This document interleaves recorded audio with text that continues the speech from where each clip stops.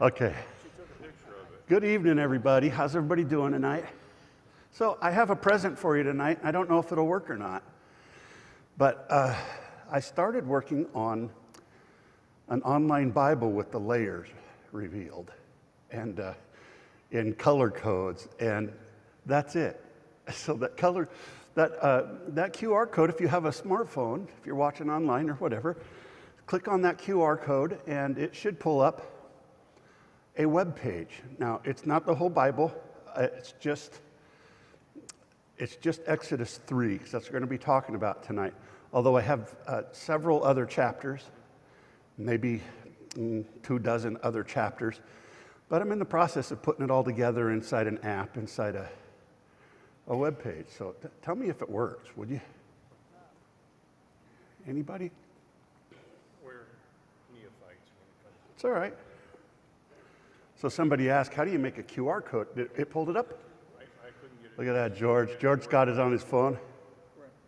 Wow. Okay, so you're welcome. Tell me what you think, how it looks, how it works on your phone. What do you think of them apples? You just take a picture of it and Your phone, if you're just with a regular camera open, it should. So there's people trying to figure out how a QR code works.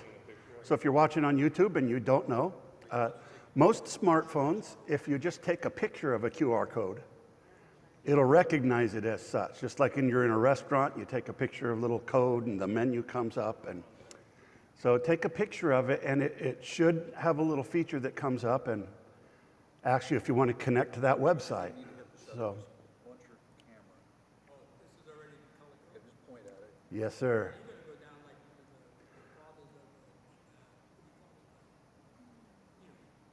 I don't know. I'm going to go down like what? The guys that wrote the Bible? Yeah, no. But what dawned on me, though, George, is there is an old book, I think it's from the 60s or something like that, called The Bible with Sources Revealed, that was a similar thing. Now, I can't say that all of his conclusions are the same as mine, because every time, yeah, probably not. No two people have the same opinion about everything, but they didn't have the technology. It was print. It's a print book. So I even got it on a Kindle. my phone went dead for the first time. And it won't work because it's all highlight or bold or italics, because that's all they had back in those days to make things into a layer. And so it dawned on me that even though there have been many scholars much smarter than I am and more experienced that have attempted to kind of isolate some of these layers, historical layers, most of them did so before the advent of computers. And most of them aren't web designers. And so both those things just kind of make it, and by the way, and my computer Bible makes it really amazing and interesting to just click on a word and see all the places in the Bible that's used. So the seeing of patterns and stuff is much quicker. And you really need to have that kind of meta connection to the text to be able to see those layers, right? And so anyway, we're in Exodus 3 tonight, and good to see you, Dwayne. If you've got a smartphone, you can click on that and it'll pull up my layered version of Exodus 3. Do you have a smartphone or no? You can't look down probably, can you? So I'm going to walk through it. By the way, you're free to read your version as well.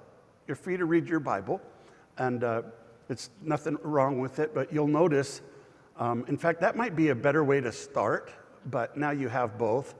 If you want, just read it in your English version and see if even in your English version you can spot some of the things. So what do we look for? Anybody want to feed me back? You guys are all experts at this now. What do you look for? Yeah, whether his name is Yahweh or God, whether it's Lord in all caps or whether it's God, which is usually Elohim. So that's one of the things, the name change. And there's more than just two layers, and so different ones of them use different ones. And anyway, so that's one of them. There's something else you look for.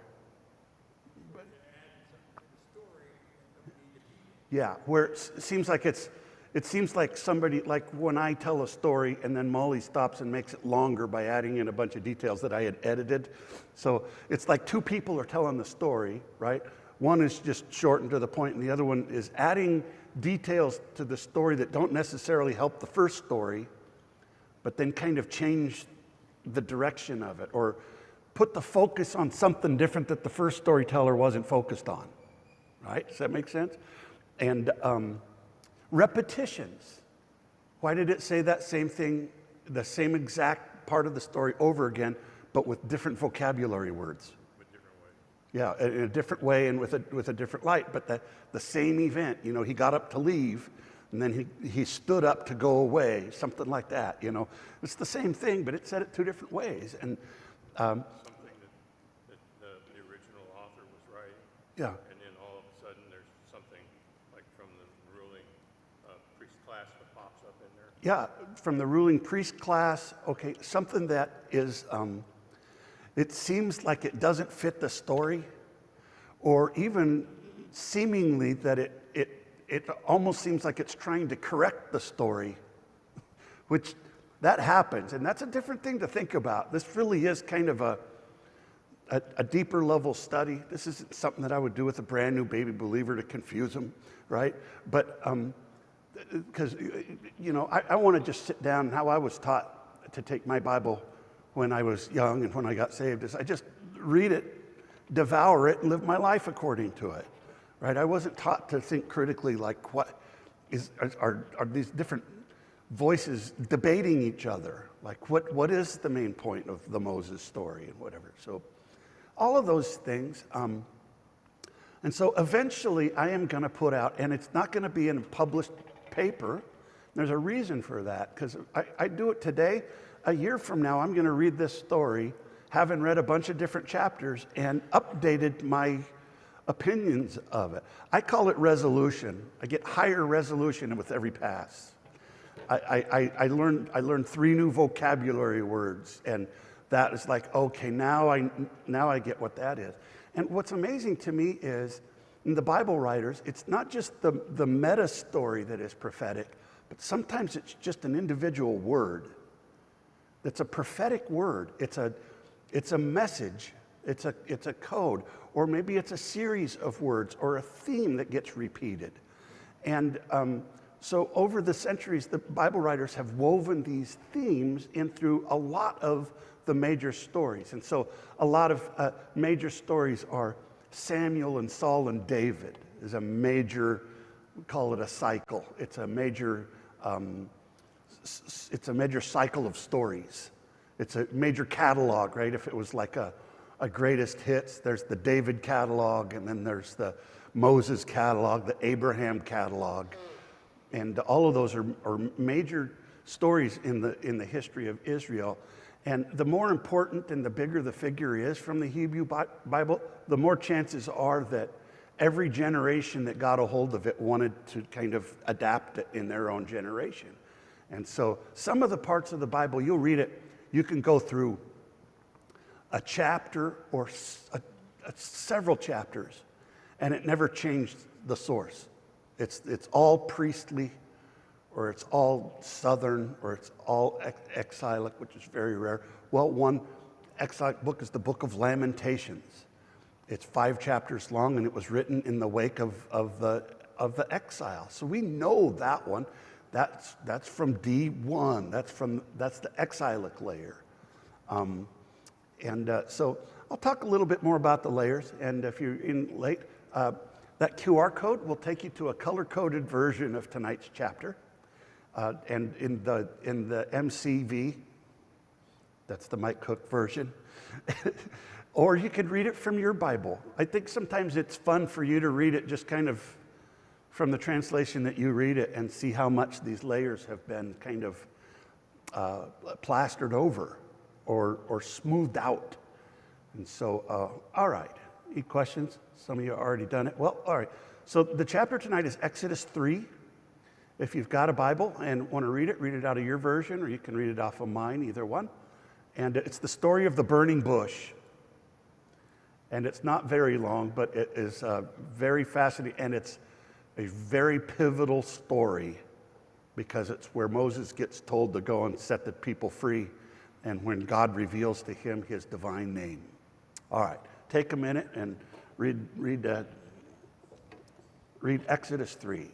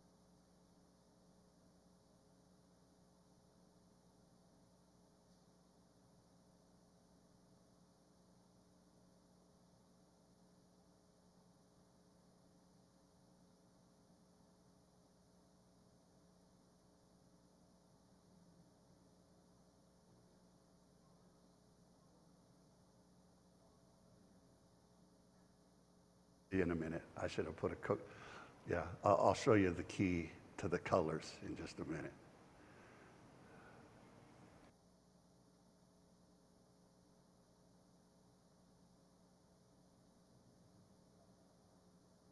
Enough time?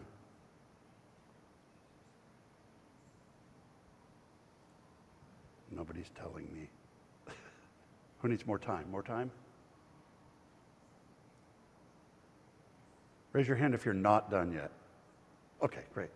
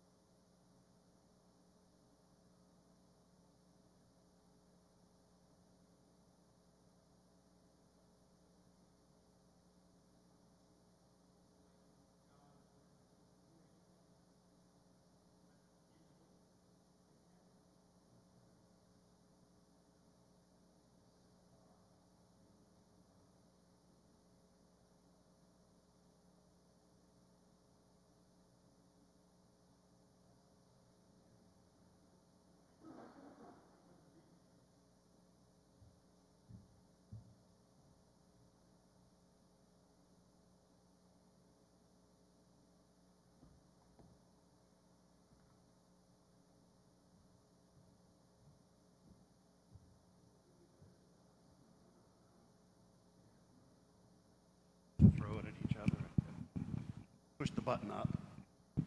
It's on. Everybody done? All right, hand it to George. George, ask me the question again.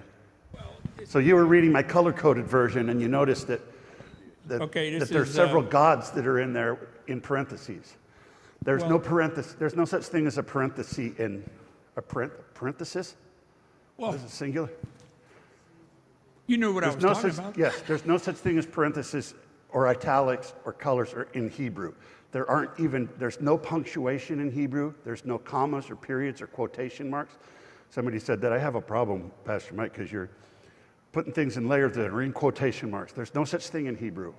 It's just consonants. And every once in a while, there's a gap between the line, which is pretty obvious that that's a new line.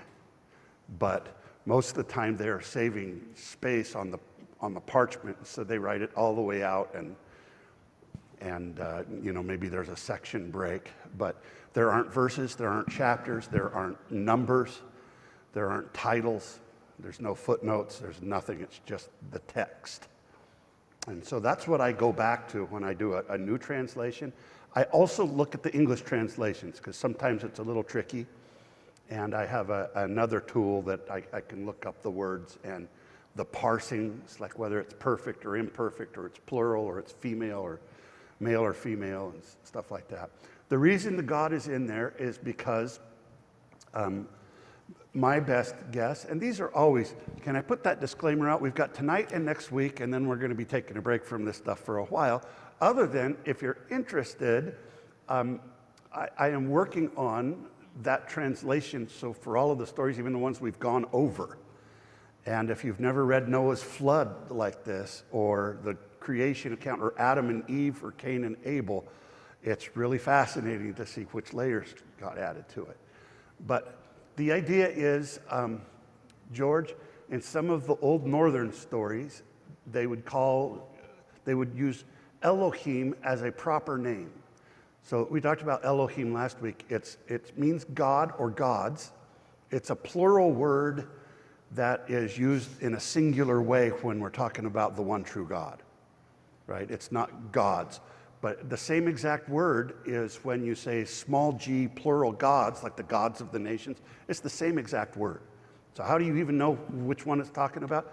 You don't necessarily. So I always play the game of swap them out and see if it changes the meaning of it. Like with the golden calf, did they say, "These are your gods, O Israel, who brought you out of Egypt"? Or did they say, "This is your God who brought you out of Egypt"? And I did a little bit more study on that even this week. And the author that I was reading in particular agrees with me. So it's just an opinion. But I think the story makes more sense that originally the sin was not that they were using idols. Originally the sin is about creating an altar in Bethel and Dan and not in Jerusalem. And then it became more about idolatry later on. Here's my question. I, So in verse 4, yeah.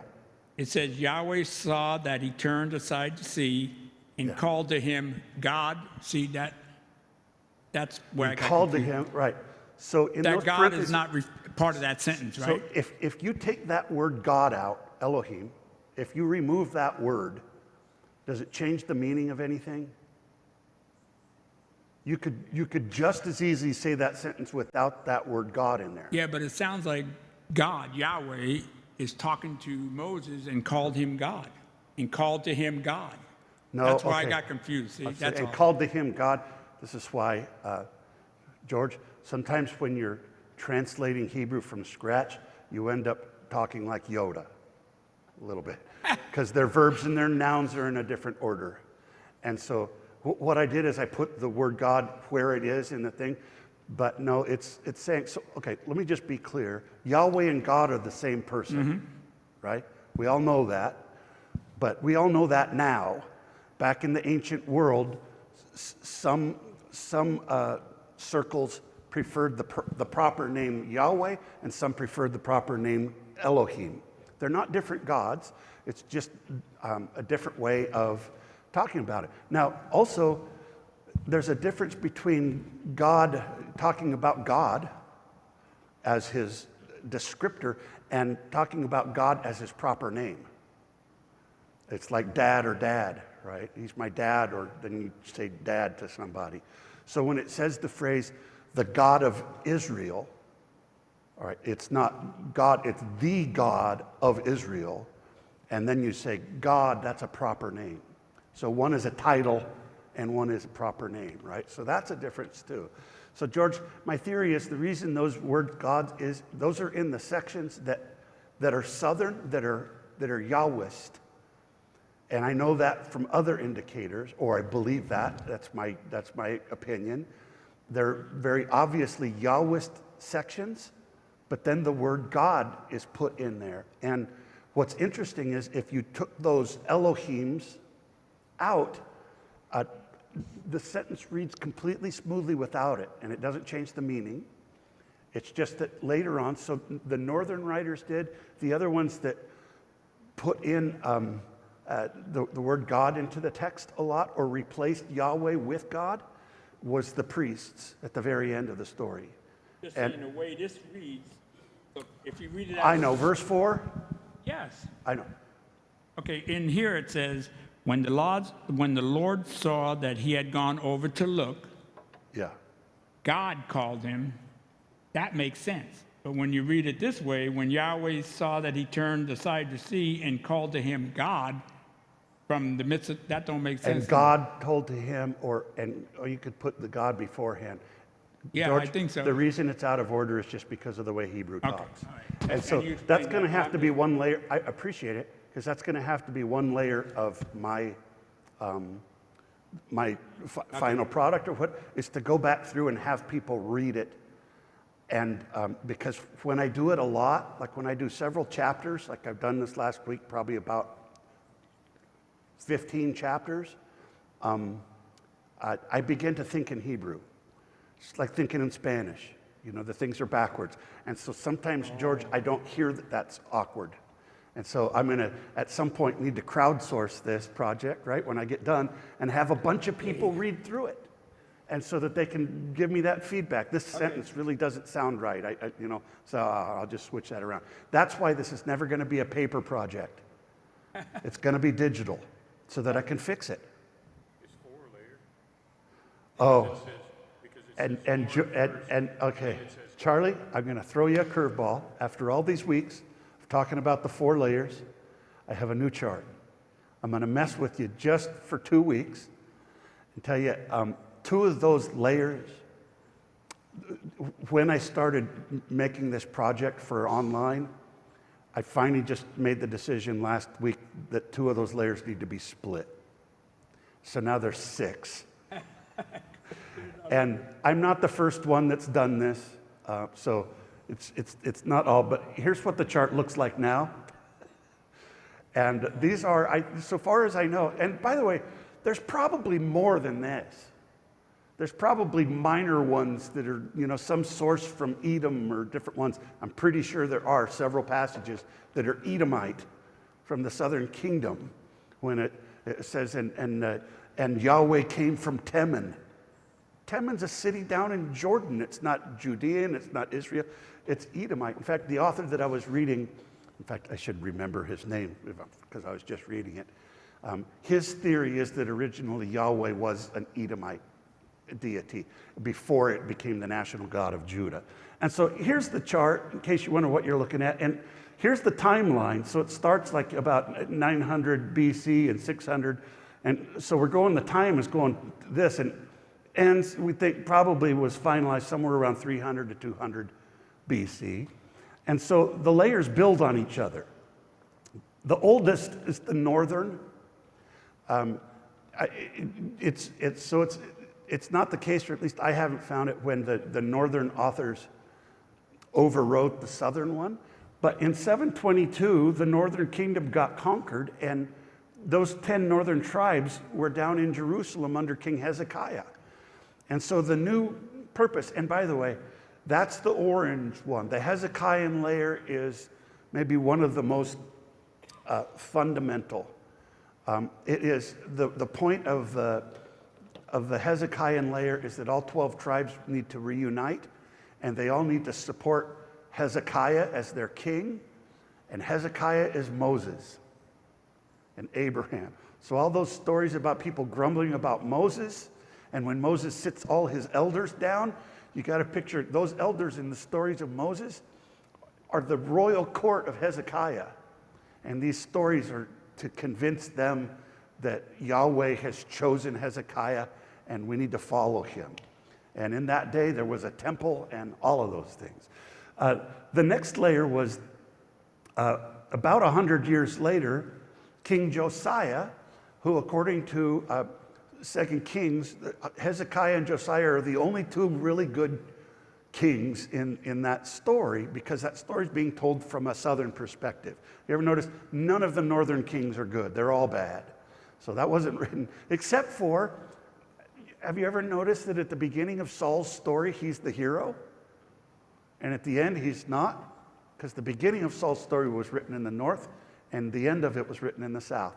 Saul was the king from the north, and David was the king from the south that reunited everybody. And so David is also Hezekiah. But Josiah was his great-grandson, and when Josiah came along, he discovered the book of the law. And whatever that is, they were rebuilding the temple. They discovered the book of the law, and he launched a series of reforms. And he went around the country destroying all the high places and reestablishing people living according to the law. And so it was during that season when you start hearing words like all of his laws and commands and statutes and precepts. You read Psalm 119. That's what I call the Josianic layer. I'm just coming up with my words.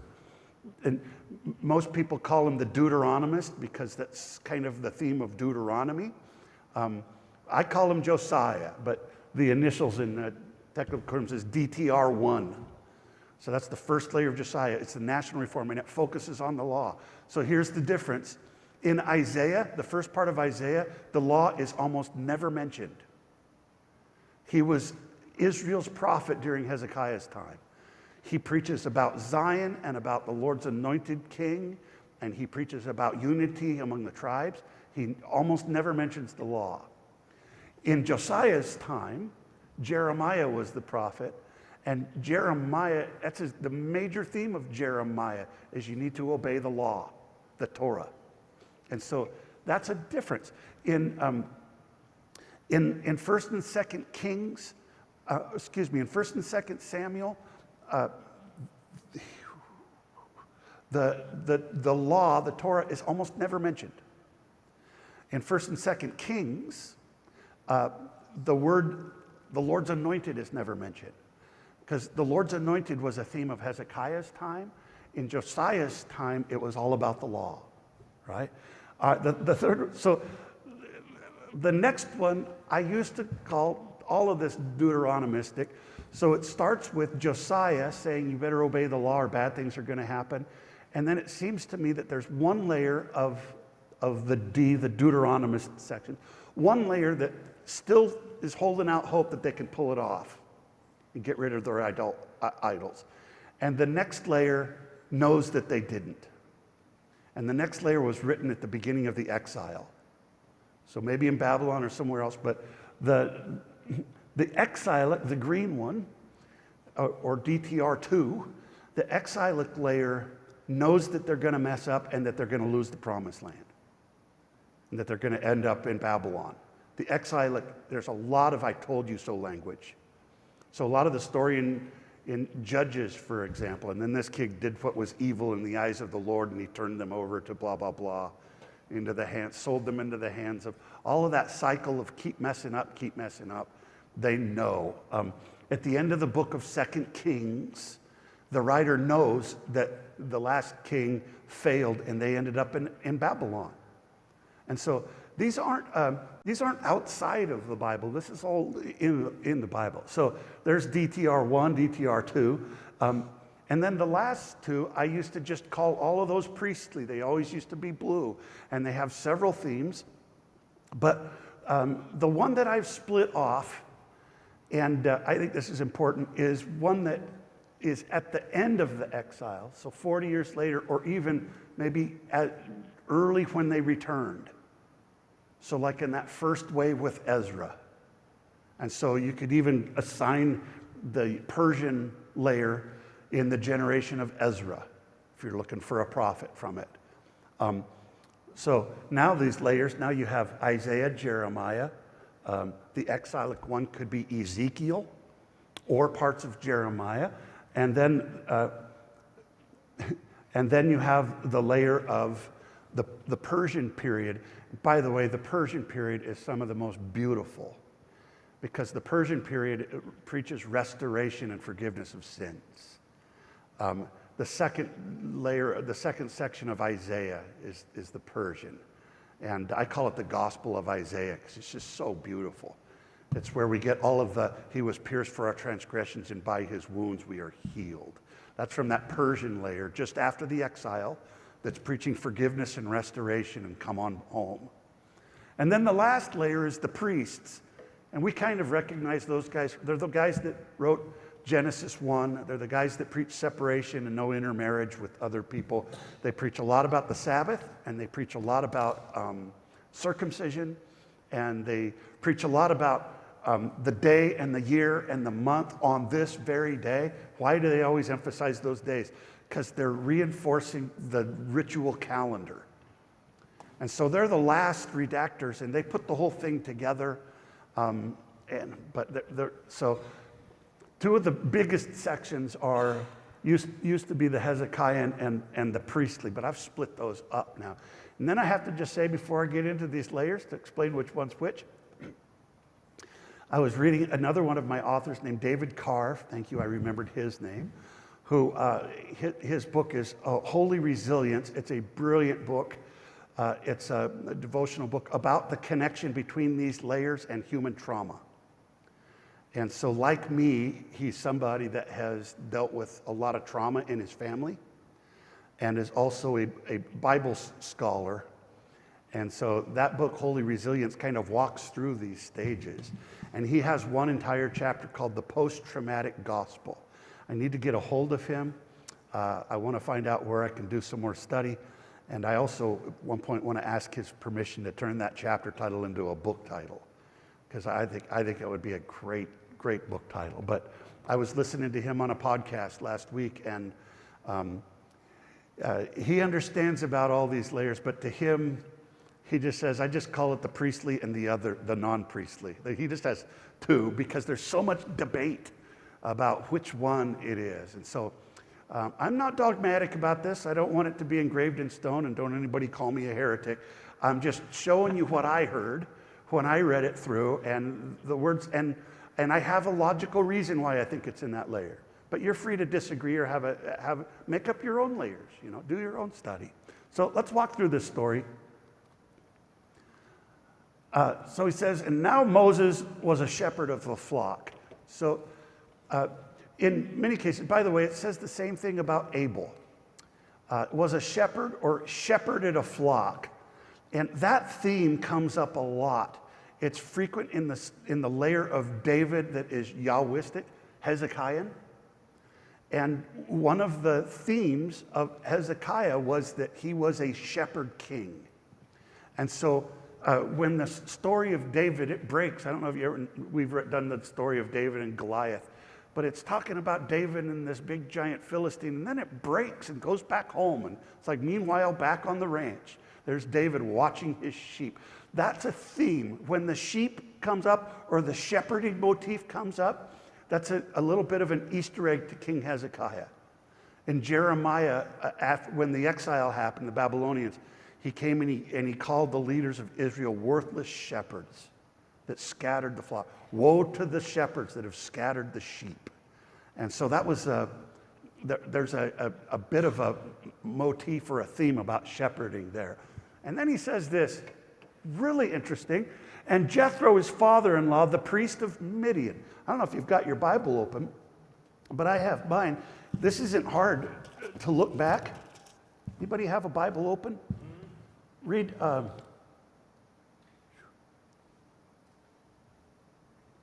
What is it? In chapter 2, chapter 2, verse 20, is Moses goes and he rescues a bunch of girls that are going to get water, and they bring him home to their dad, and his name is Reuel. and he marries one of his daughters.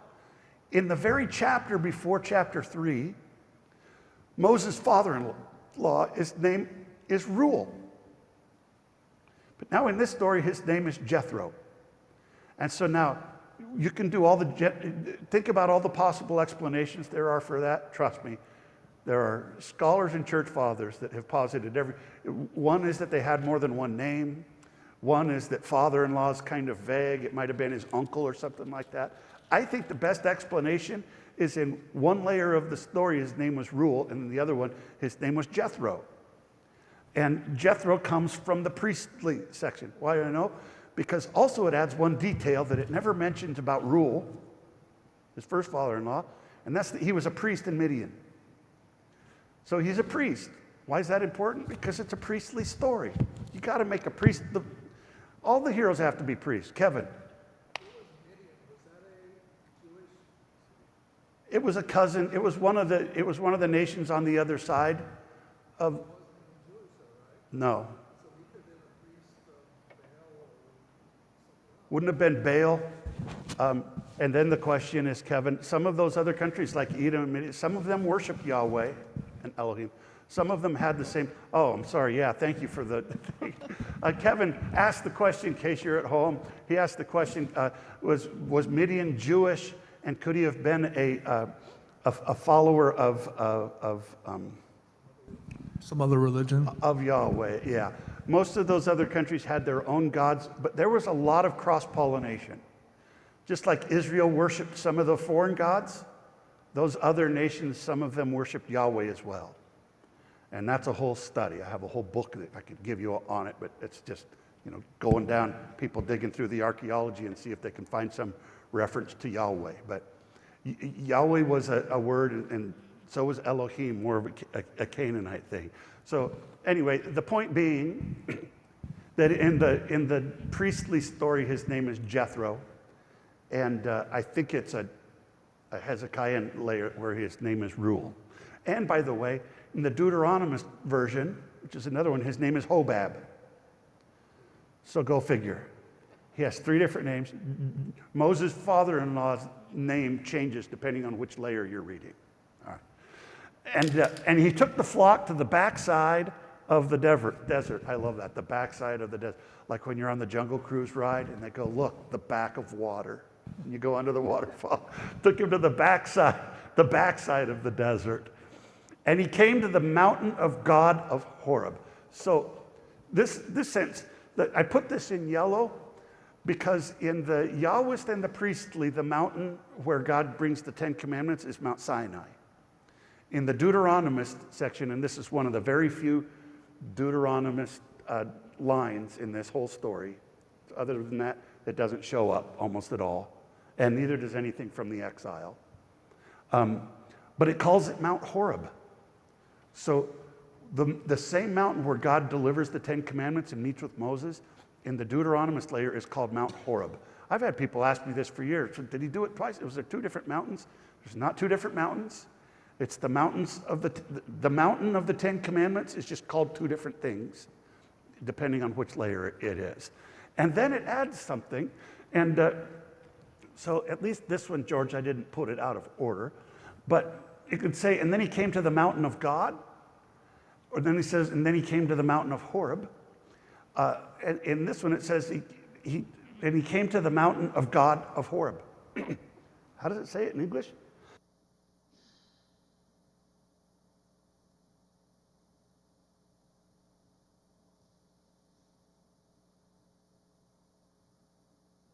In my English it says, and then he came to Horeb, the mountain of God. Okay, that's a smooth out.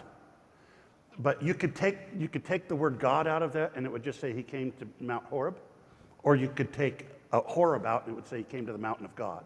And it's called both. And so that's just 2 different layers. All right. And the angel of Yahweh. Now this is a really big one. When the angel of Yahweh shows up, we know that we're in the Hezekiah layer.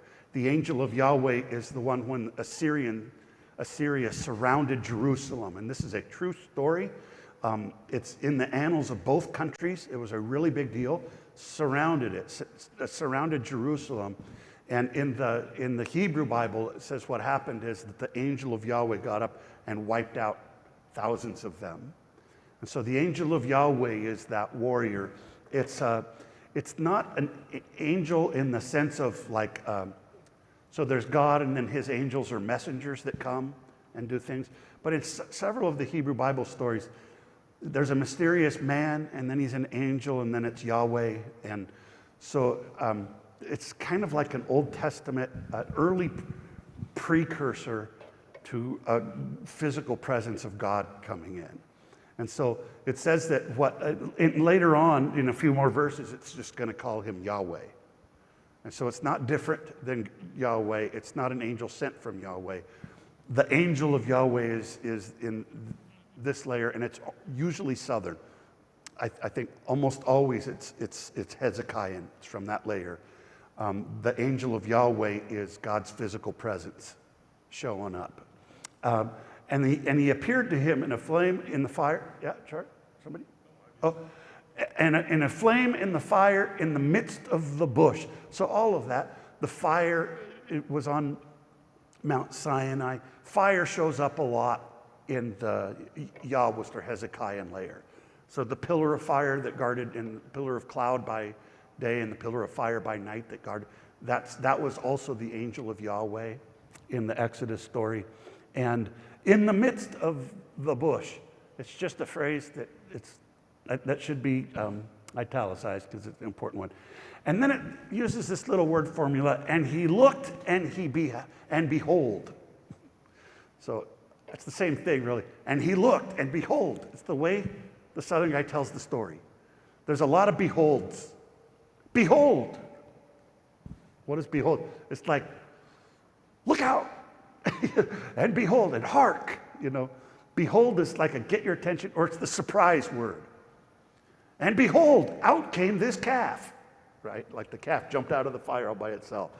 So I'm starting to think that behold is a fingerprint of the Southern storyteller, because there's lots of beholds. And there's one of my favorite forms that's going to come out. And he looked, and behold, the bush burned in fire, but the bush was not consumed. So it was a miraculous fire. It was not just a bush on fire. It was the presence of the Lord in a fire in the bush.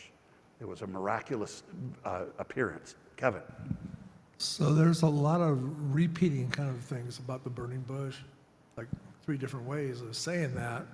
Wouldn't that be different layers necessarily? Or is Could it, be. you think it's all If you see, Hezekiah? there's also parallelism in the Hebrew Bible. So sometimes it'll say the same thing in different ways in parallel. So sometimes when it repeats, I start looking and seeing if it's a different layer. But so far as I can tell, there's nothing else in this passage that breaks it away in its meaning or whatever. The fire is a really important in the Hezekiah layer of Mount Sinai as well. And so, yeah, I think that's all just related to this vision of the angel of Yahweh. Oh no, I'm going to have to. Now, oh no, okay, good, all right. So Moses said, or then Moses said, I will turn aside now to see this great sight. Turning aside is also very dramatic. It seems like a little throwaway line, but it's like this. I will turn aside to see this great miracle, and he turns aside. You remember when Abraham and the Levite with the concubine and his servant, he goes, let us turn aside now to this town. So turning aside is I've even preached on this passage before years ago, and I think one of my whole points was the importance of turning aside, of just taking some time out like you are all doing tonight, or if you're watching online, you're turning aside. You're just not going down the road and doing everything as normal. You understand that there's a point in time to turn aside and spend some time with the Lord. Go over and see what he has to say, right? There's just a beautiful word picture in that. And it's not me putting it in there. That's in the language of it. And how the bush is not burned. And then Yahweh saw that he turned aside to see. You see what I mean? So he turned aside and he looked, and behold. So man, this would be a great sermon, wouldn't it? First, you got to turn aside, and then you got to look. You got to pay attention. Okay, I should have said it like this, George. And God called to him. Or the verb doesn't need a he, or he called to him. So he called to him, or God called to him. And everything else about this is so Yahwist. I just think, and by the way, there's a psalm, Psalm 42, I was doing today, that says, I have said, you are God, my God.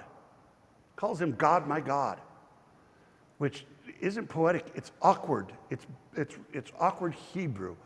And so every place else, it says God several places. And the author that I was reading, his opinion of it is that it's in the section from starting in Psalm 42 that some priestly author got in there and changed out all the Yahwehs for God. And in that one place, it's really obvious because it should say Yahweh, my God. You are Yahweh, my God. But in that place, he put God in place of it, so it says, you are God, my God.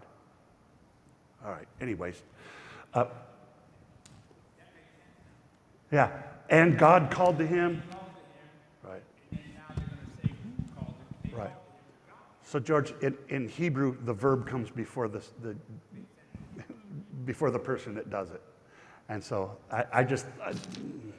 in doing it, I'll have to fix that. But it should say, and God called to him, or and he called to him. I think that was it. Most of it, it doesn't say the person that's talking. It just says, and he said. That's the most common. And he said, and then he said. Even in a dialogue, it doesn't often tell you who's talking. You just have to kind of figure it out. And usually it's pretty easy. From the midst of the bush, there's the midst. And so Adam and Eve hide from the Lord in the midst of the trees of the garden. And from the tree that's in the midst of the garden you shall not eat. So that's kind of a prophetic word. And then he says, and here is this formula that's one of my favorites. And it's very Southern, very Hezekiahan. Moses, Moses. And he says, Hineni. So the word behold that I was just talking about is hine. Hineni is behold me. All right. He calls to, he does this all throughout. Abraham, Abraham. He says, Hineni. It's like he pops up from the bush. Here I am. I just love it. That's how it sounds every time. It's just so cute, and it's very formulaic. It's very heavy in formula. It's not just a run-of-the-mill thing. This is a formula. He calls their name twice, and then they say, behold me. Oh, the same thing. Isaac, when he's being taken up to the altar, says, Father, and he says, behold me. He goes, yes, what do you want? It's like saying, here I am. What is it that you need? I'm available to you. Hineni. And it's just one little word that I just absolutely adore. Hineni. It just kind of, where are you, Adam and Eve? Hineni. Ayeka means where are you? And then the word is Hineni, here I am. All right. So I think most English translations say, here I am. Isn't that what it says? Moses, Moses. And he says, here I am. And he said, do not draw near. Take your sandals from off your feet, for the place where you are standing is holy ground for you. This is very prophetic. Those last two lines, I can't decide. Obviously, my latest guess, and it's just a guess, is that it's Yahweh.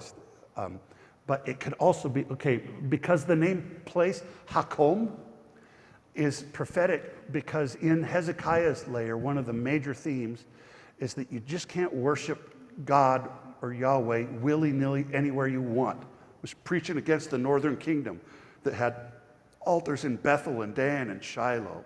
And once they got conquered, one of their major themes is, see, part of the reason you got conquered because you had too many altars. There's one altar, and it's in Jerusalem in the temple. And all other forms of worship are just out of here. So the word Hakom, the place, he says to Abraham, and go to the place which I will show you. In the law code, it says, the place that I have chosen to place my name. That's the one place. Hezekiah was responsible for unifying the kingdom. And so it says that, and then it also says the place is holy ground. And I've talked about the ground quite a bit. So Adam was taken from the ground, and his name is Adam, and the ground is Adamah. And then when Cain kills Abel, the blood of Abel cries to Yahweh from the ground.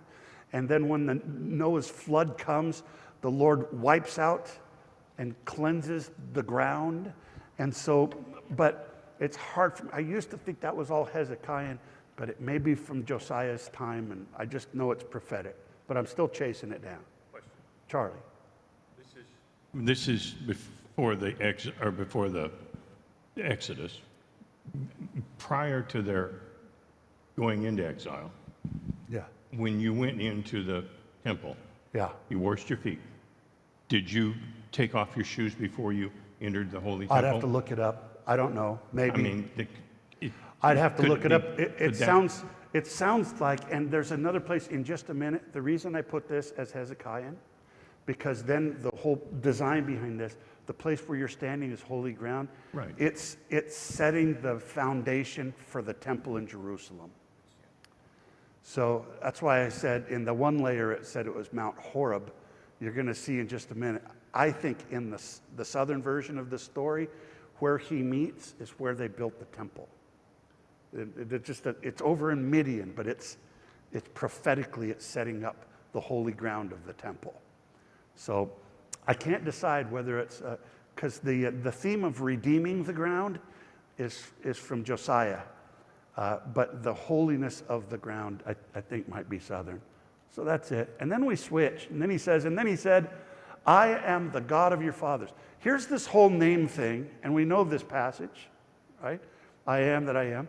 He says, I am the God of your fathers. So that's the title that he gives himself. Okay, that's the title, the God of your fathers. And that's it, just short and simple. He says it in just a minute. He says, this is what I want you to tell them. The God of your fathers has visited you. So I am the God of your fathers. The exilic, this is one we haven't talked about a lot, reminds us that it's the God of Abraham and Isaac and Jacob, because he's reminding them of the fact that even though they're in exile, that every one of those 3-4 generations is going to be included in God's redemption. And so I am the God of your fathers, the God of Abraham and Isaac and Jacob. And then he says, but Moses covered his face and was afraid to look upon God. This is priestly, and the priests are always reminding us that God is to be feared and to be held holy. Remember the section of Mount Sinai where he says, and don't even think about coming up here or I will strike you dead? Okay, that's the priestly layer. And so up until this, he's just telling him his name, but the priests are tagging in there that he is a God that's to be taken seriously and don't even look at him. Right? He says, if the people break up to try to get a look at me, I might just smack them down. Remember that part of the story? So the priests have no problem motivating people through fear. They are the parents at the last end of it that have survived the trauma of the exile, and they're trying to exile-proof Israel.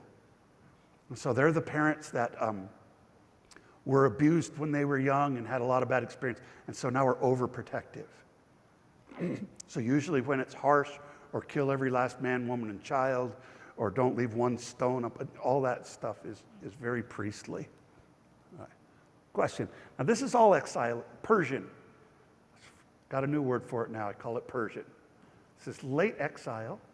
This is the time that is promising redemption. So it's preaching restoration. That purple's a little too dark, but restoration. So they're coming back into the promised land under Joshua was prophetic for them coming back from exile in Babylon. So Joshua's story and Moses' story becomes their story. And so some of the language, you'll hear words like this, to possess the land, that I am giving you the land. The Perizzites, Hittites, Amorites, all the ites, the 7 ites, there's 6 in this story, sometimes there's 7. All of the ites, which after the exile were all gone. Those people groups didn't exist after the exile, so they were living in a time when all of the ites were gone. Possessing the land, inheriting the land, giving you to possess the land. All of those words are returned from Babylon language. All right?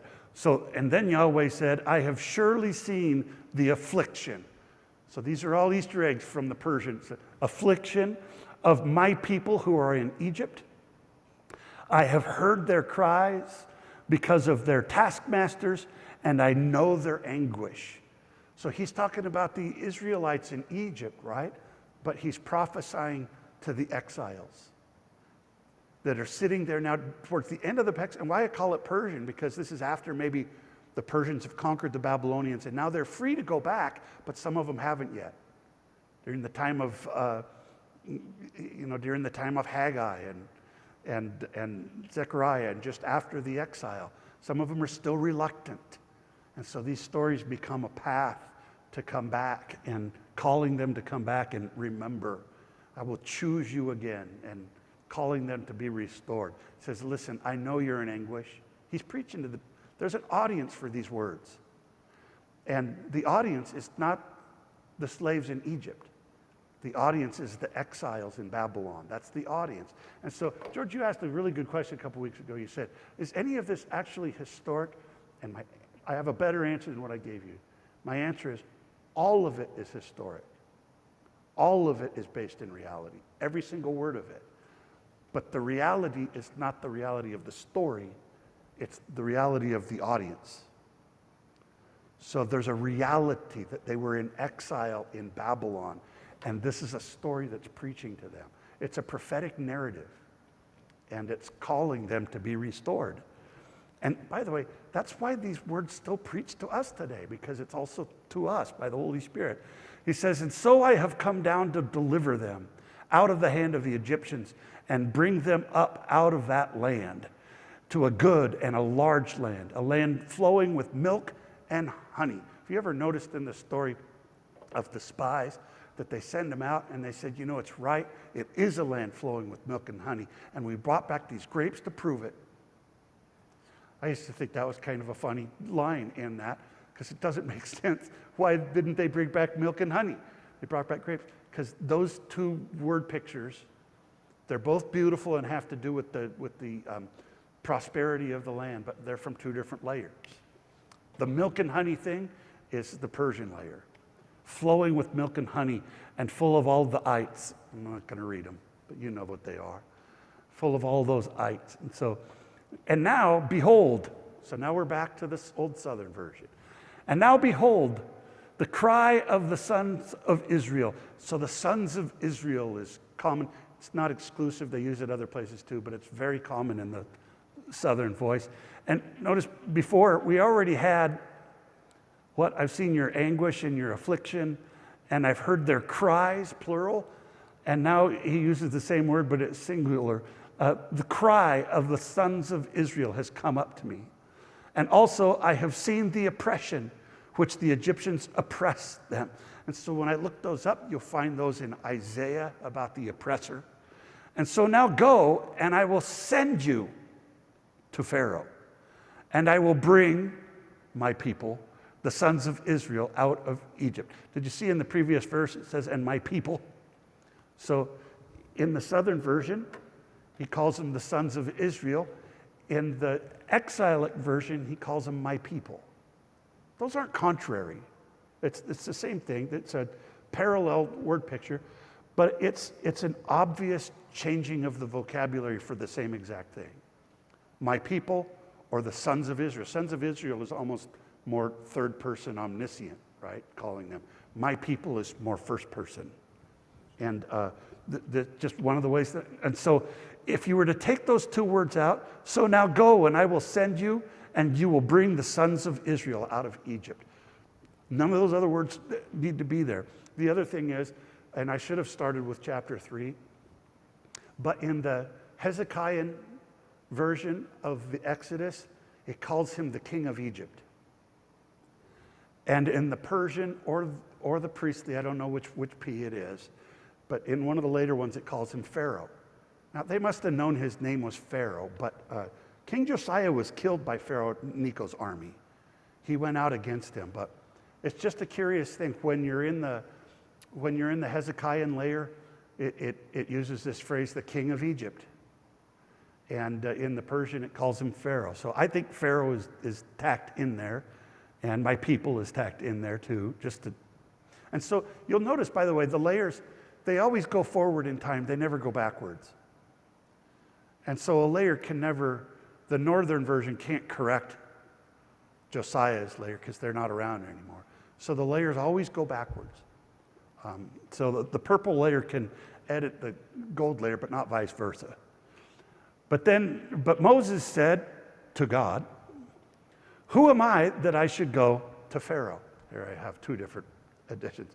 I think the word God was added in there in the priestly, and to Pharaoh was added in there in the, what is it?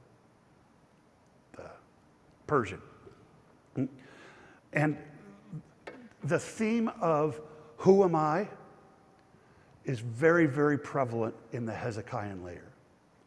And so you think of Hezekiah having to defend himself and now leading all 12 tribes after the destruction of the north in 722. And so Saul says, "Who am I?" Moses says, "Who am I?" Abraham says, "Who am I?" Gideon says, "Who am I?" You remember all those themes? All of those themes are, they're a story about a character, but it's to back up Hezekiah. And listen, it's not because I think I'm so great, it's because Yahweh chose me. I've been chosen by the Lord. One of the places in Deuteronomy says one of the problems with the north is they chose kings of anybody they wanted. In Hezekiah's story, Hezekiah's authority comes from the fact that God chose him. All right. He says, and that I should bring the sons of Israel out of Egypt. And he said, "For I am with you." Another major theme of Hezekiah is that God is going to be with him. So not only did God choose him, but God is going to be with him. And this is where we get the word Emmanuel. With is im. It's just two little letters. And with you is imika. That's the word. It's one word. And with you is a very tiny, but a very powerful prophetic word. And so that's where the name, O Emmanuel, was a prophetic name of Hezekiah, which became a prophecy about Jesus, God with us. And you remember Barak says to Deborah, "If you don't go with me, I'm not going to go." And Moses says to Yahweh, "If you don't go with us, don't send us out." If you don't go with us is a very important prophetic theme of this story. And his answer to him, and he doesn't even elaborate. I don't know how they translated it in English. It's kind of awkward, but he says, "Who am I that I should go up out of Egypt?" And the Lord just says, "For I am with you. Because I am with you." Ki anoki imaka. That's all you need to know. You don't need to know who are you, because I'm with you. And if I call you to do it, that's all you need. So it's a beautiful, beautiful expression. And this will be a sign that I have sent you, that you have, when you have brought the people out of Egypt, you shall worship upon this mountain. And they do, and he says this again to Pharaoh. But the reason I think, again, this is a more obvious one, that God was inserted in there, doesn't change it. It's God who's talking. Obviously, they're going to worship God or Yahweh, whichever name you use. It's the same God. But the reason, again, that this is inserted in there is because almost never does God talk about himself in the second person or the third person. He says, "You shall worship God." God is speaking. So it doesn't make sense for him to say, "When I bring you out, you're going to worship God on this mountain." So a later author was just trying to tie it in. The priests they did sometimes, but they tended to shy away from the use of the proper name Yahweh. And they preferred God. By the time of the Second Temple in Jesus' time, they wouldn't even say the name out loud. They would use a replacement word, like Adonai. And so that's just kind of them. So you will, when I bring you out of Egypt, you will worship upon this mountain. And friends, I got to tell you, that phrase is almost taken right out of the mouth of the prophet Isaiah. On this mountain. I did a whole sermon on that phrase. On this mountain. This mountain is the mountain where the temple is. On this mountain. So he says, and Abraham called that place Yahweh Yireh, Jehovah Jireh, after he supplied the ram that took Isaac's place. And he says, because it will be said, on this mountain it will be provided. So this mountain, those are all tying in to the temple in Jerusalem during Hezekiah's time. So this is prophetic. So that's why I went back, and I think that the holy ground phrase is also laying the foundation for the temple. But Moses said to God, right? We know he's talking to God, but the later author is just making sure you know who he's talking to. And behold, there's behold again. Behold, when I come to the sons of Israel, and I say to them, the God of your fathers has sent me to, Behold, when I come to the sons of Israel, and I say to them, the God of the fathers has sent me to you, and they will say to me, what is his name? What do I say to them? And so you have several of those phrases that I've already kind of nailed down, or Hezekiah, right? Notice he doesn't say God of your fathers, God of Abraham and Isaac and Jacob. He just says God of the fathers. So I think in the earlier part, that was the phrase that he called him as well. Just tell him the God of your fathers appeared to you. And so he didn't elaborate. I think this is the earliest, simplest version of it. And the rest of it before was later additions. And then you come to the sons of Israel, he calls them, and then the God of the fathers. And then he said to Moses, or then God said to Moses, I will be what I will be. And he said, thus you shall say to the sons of Israel, I will be has sent me to you. Now everybody else's translation says what? I am. So the name Yahweh, this is a late priestly addition. The name Yahweh is very, very old. It's older than the Bible, way older. We have evidence of this way, way back, long before the Bible. The name Yahweh was around. We don't know what it means.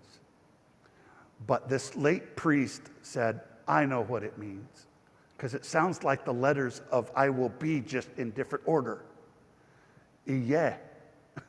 Or Yiyeh. So I think we should just say right here, I think what Yahweh means is it's just a jumbling of the letters of I am or I will be. So Yiyeh means it will be. And so it's not different than I am. I am is kind of like more of something that I am ontologically. I am who I am. He says, I will be. It's almost more prophetic. So it's like saying, whatever I want to be, that's what I will be. And that's prophetic from the priests after the exile. Their emphasis was the reason we ended up being able to come back and reforming Israel is because God is a sovereign God over everything. And whatever he wants to do, he's going to do it. And so it's not drastically different than I am that I am is fine as well. But it's not so much about what he is what he will be, what he chooses to be. When he speaks prophetically at creation, it says, let there be light. You know what I mean? So let there be is like he's speaking it into the being. And so he's saying this name, tell them I will be what I will be. I'm sovereign, and whatever I say, that's what's going to happen. And then God says, and so listen, right here, he already said, thus you shall say to the sons of Israel. It's the exact same phrases down here. So my best guess is they just cut and pasted it and expanded. I could have said that this was Southern as well. But then he says, and then God said furthermore to Moses, and it's really obvious in that one that this is a reduplication of what he told them. And also then he said, and added on to it, because it seems kind of confusing, like the thing when Joshua tells him to wait for the priest to blow the trumpets, and then he says, but when I tell you to, shout. Okay, which is are you going to yell the instructions, or are they going to blow the trumpets? All right. So, and he says, thus you shall say to the sons of Israel, Yahweh, the God of your fathers. The God of Abraham and the God of Isaac and the God of Jacob has sent me to you. So the most simple original version is, then he said to Moses, thus you shall say to the sons of Israel, Yahweh, the God of your fathers, has sent me to you. That's the original. And they got added in the stuff about I will be what I will be, and God said furthermore, and also he reminds us that the God of our fathers is also the God of Abraham and Isaac and Jacob, because just to remind the exiles, I haven't forgotten about you. And then he adds on this, in my English Bible, it even makes this its own section. This is my name forever, and this is my memorial from generation to generation. So all three of those words are very, very priestly. The word forever, ad olam, forever, is like a reminder that, you know, it's been hundreds of years, but God's promises last forever. His name lasts forever. This is the last layer that finished the Bible. Remember, this is his name forever. It's putting the forever stamp on it, right? And this will be a memorial. Zakar, remember. And God remembered Moses and all the animals that were. So that's all very priestly. Remember. So this is the generation that came back after the exile, and he's calling them to remember the covenant and the promise. And God's from generation to generation, and that word too, dor vador. Also, it uses that word differently. It says, and these are the generations of Noah. And how we translate that in English, and this is the story of Noah. But when you say these are the toledot, these are the generations of Noah, that's a priestly voice. That's how he tells the story. And so go and gather the elders of Israel. So now we're back to Hezekiah's time. Remember the elders? Who are the elders? The elders are Hezekiah's royal court and the ruling elite of his day, that he's trying to convince him to trust him to keep him safe against the Assyrians and everybody that's going to attack him. And so this part of the story, the original version of this story, the target audience was the elders. They were the ones he was convincing. So they would see themselves as these elders. And he said to them, Yahweh, the God of your fathers, has appeared to me. And so Yahweh has appeared to him so that he can gain credibility with his elders. And they can trust him because God chose him. The God of Abraham and the God of Isaac and Jacob. So there's the exile again, right? Reminding us of that. Saying, I have surely visited you, and I have said, I will surely bring you up from your affliction in Egypt. So the anchor word there is affliction, and also surely visited, pakad. So it's the part of the Ten Commandments where he says, he forgives iniquity and sin, but he will not leave the guilty unpunished. He visits the sins of the fathers upon their children. Visits, pakad, up to the third and fourth generation, right? The third and fourth generation is the generation of the exile. The third and fourth generation is Abraham and Isaac and Jacob. See the connection between all those? So those are all from the Persian layer, which is at the end of the exile, which is 3 or 4 generations later. So that's all tying into the story of the exile. And to the land of the Canaanites, you know, all the ites, because those are the people that they're going to replace when they come back. All the restoration and conquest story of Joshua is all Persian. And they will listen to your voice. So this is important. Yahweh is saying it's very important that they listen to your voice because this is Hezekiah with his elders, and it's important that your leaders listen to you because I've chosen you and you're my anointed. And you and all the elders of Israel will come to the king of Egypt. What's his name? The king of Egypt, right. In the Hezekiah layer, he's the king of Egypt. In the Persian layer, his name is Pharaoh. Same guy, by the way. And Pharaoh's a very, very old name, so it was around. I don't know why the Hezekiah layer calls him the king of Egypt. They knew his name, but it was just their preference. But it's one of the little Easter eggs where I say, oh, I'm in the southern version of the story, because now they're the sons of Israel, and now he's the king of Egypt. And also, it uses the name the Hebrews. So it says, and you were to come to him, and you were to say to him, Yahweh, the God of the Hebrews. that's very southern, has met with us. So now let us go, please. 3 days away. Everything's 3 days in the southern story. 3 days, and then they came. And he looked after 3 days and looked, and he saw the place afar off.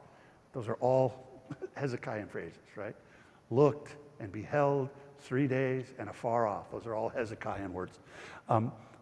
So now, and 3 days, and we'll go into the wilderness, and so we may sacrifice to Yahweh our God. And he said, sure, no problem. I have no problem with that. But I know that the king of Egypt will not let you go unless by a mighty hand. And this one, you're not going to believe me when I tell you this. Randomly, at the most bizarre little insignificant places, a word gets thrown into the Hezekiah story. It's the Easter egg. It's such random place, like when the angels grabbed Lot with a strong hand. And then this strong. The word strong is chazak. And it's the core of Hezekiah's name. And these words get sprinkled in. You might say that's a coincidence. I don't think so. It gets sprinkled in a lot. Unless by a mighty hand. So I will stretch forth my hand. They stretch forth their hand a lot in the Hezekiah layer. And I will smite the Egyptians with all my wonders, which I will do in their midst. There's the midst again. And after that, he will send you forth.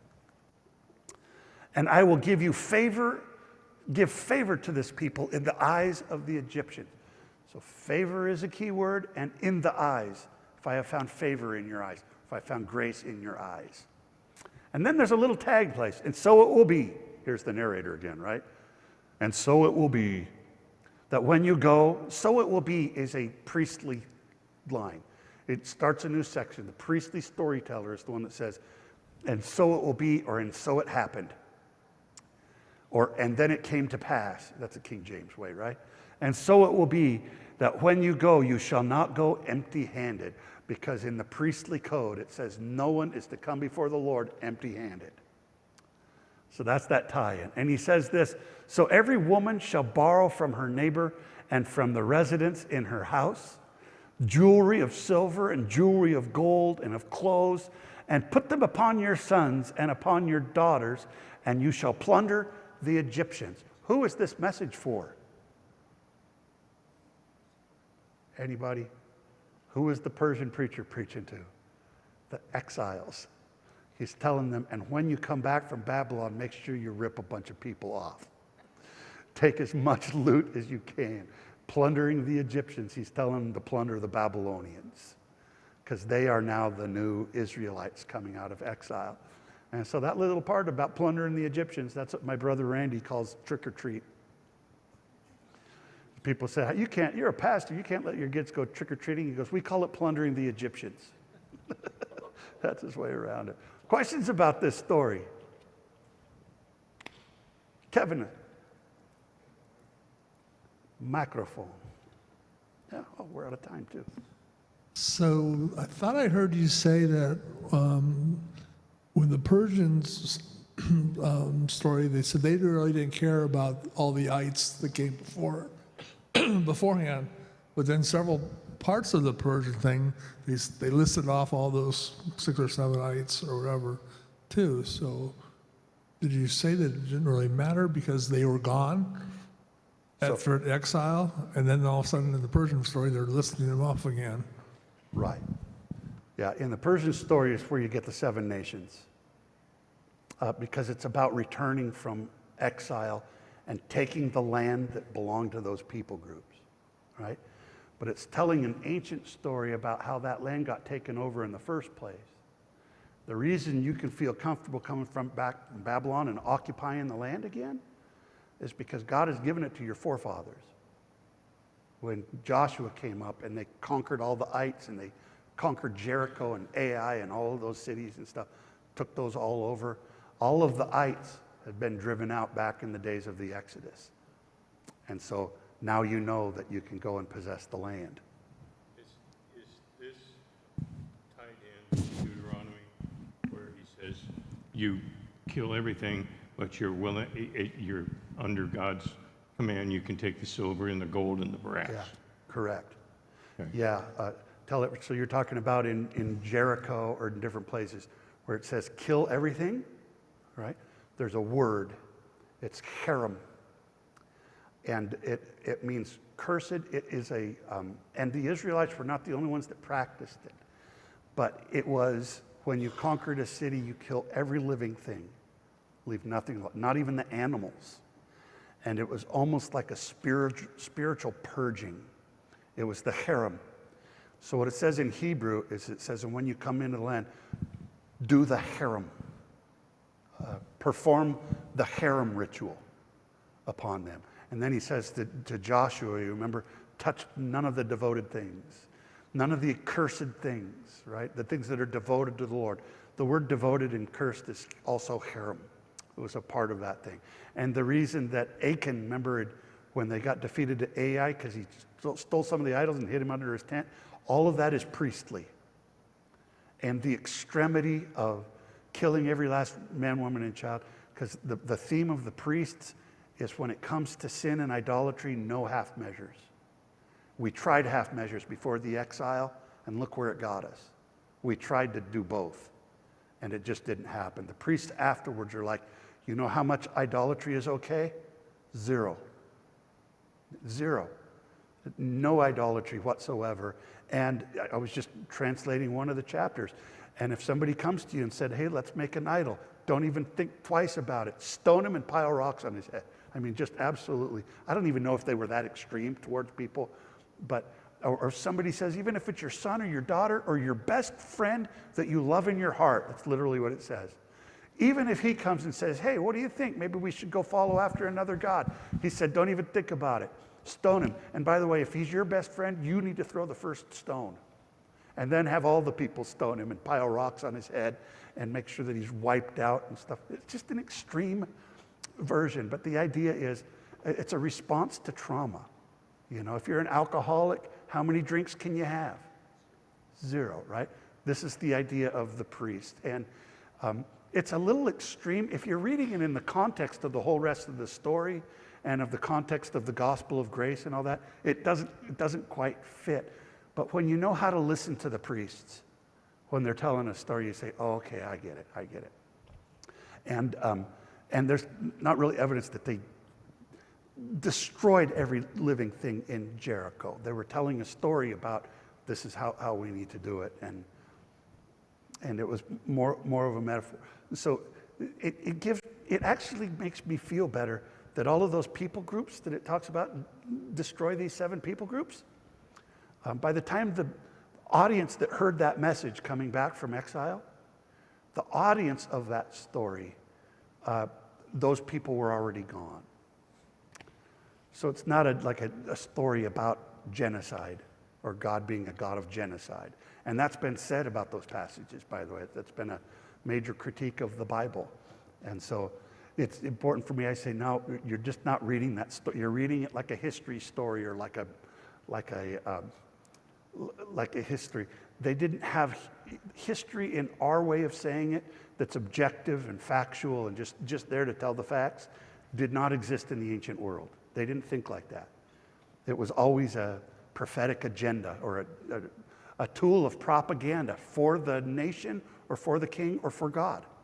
I don't mean propaganda in a bad way, but so that's what I mean by it's prophetic, is that it has an agenda. It's trying to convince you. And the reason I the letters is because the more I get to know the themes, the common themes, the more I can hear the voices from those different generations. So, yeah, anyway. Yes, the harem. Commit the harem, do the Harry Carry on them. Great questions, you guys. I love all of you. Any requests for next week? I have one on the crossing of the Jordan, which is kind of fun. Does that sound interesting? Any? You remember when the priests go down and stand in the Jordan, and then any other weird stories? One last weird story that you think? Shelley, what's your worst weird story? Yeah. Put you on the spot. Dwayne, you have one? I just heard some weird stuff about About what? Samson. What did you hear? well, just all the different correlations all the different correlations to Christ. Oh, sure. And he died with he wanted his hands stretched out. Yeah. And I mean, lots of stuff, layers and stuff in there. That was kind of cool. I think that knocking the pillars down and killing all those people, I got to look back. I've got the layers figured out, but it's been a while since I looked at sin. I think that last part is priestly. It's like the harem at the end, right? And Samson, the best guess is that some of the early versions of Samson were northern. He's like an old northern judge, but there's a lot of Hezekiah layer stuff that gets added onto it, like when the Holy Spirit comes upon him. That's very Hezekiah, that's not northern. What is this, Vietnam, all of this? So yeah. So Samson has both. Samson has some northern and southern. You want to do Samson? I'll find some weird parts of Samson. It's several chapters long, so we won't do all of Samson, but I'll find some of Samson from different layers. How's that? Samson will be next week. Lord, I just thank you for tonight. Thank you for my friends. We thank you for your word. Lord, what a gift.